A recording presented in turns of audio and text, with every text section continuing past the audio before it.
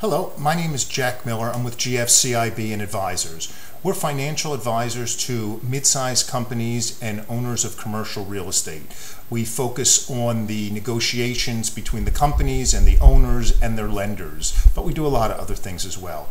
Last week we saw the announcement of the Staples acquisition or proposed acquisition of Office Depot, which a little while ago acquired Office Max. I thought right away, what about the landlords? Because they're my clients. So I naturally thought that. Look, there's a lot of uncertainty in the market. We don't know if the acquisition is closing or not. It'll be some time before we know. It has to overcome a lot of regulatory hurdles and other hurdles. But during that time, there's going to be a lot of uncertainty for the landlords. Uncertainty in the market usually causes depressed and deflated prices. It'll certainly affect properties that are on the market for sale, that may be under agreement of sale. It could hurt the landlords in terms of any contemplated new financing until everything shakes out, as well as maybe leasing, and almost surely it'll cause lenders to put the owners of these properties on some sort of official or unofficial watch list and cause extra scrutiny for them. They may even start to enforce some of the covenants in the loan documents in preparation for this. Once if the deal closes, it'll affect a lot of store owners.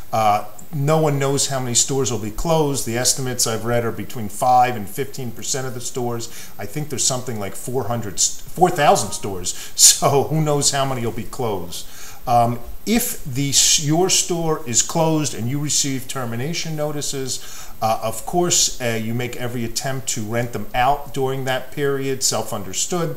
Hopefully you'll be able to find a tenant, but either way, it'll cause a lot of cash needs. There'll be cash if there's any money you have to kick in to buy the tenant, which sometimes often happens. A lot of big box retailers ask for cash up front, as well as the leasing commissions and any potential tenant fit out. So the landlords are going to certainly need a lot of cash to replace the tenants. Another thing that landlords should be on the lookout for is co-tenancy clauses in existing leases. A co-tenancy clause is a clause where some tenants say that if another named tenant leaves the center, that they can also leave or go on a month-to-month lease or something of that nature, have an impact on the lease. So you should check your leases for co-tenancy clauses in them.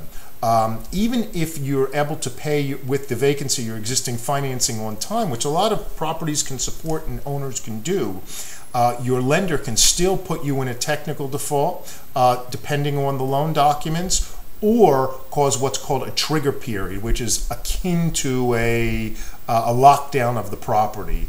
A lot of loan documents have major tenant or key tenant clauses where in the specific loan documents, they'll list tenants that sometimes call what's called a trigger period if they leave, or other covenants in the loan documents like debt service coverage violations and things like that.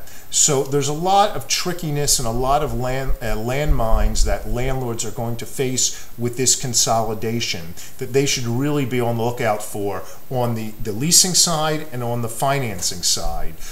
They may also want to use this as a benchmark to every time they have a new lease that they have to renew, go back and see what's in the lease and try to tighten up on it. I represent a lot of major clients, and you'd be amazed that sometimes they just negotiate on price and term.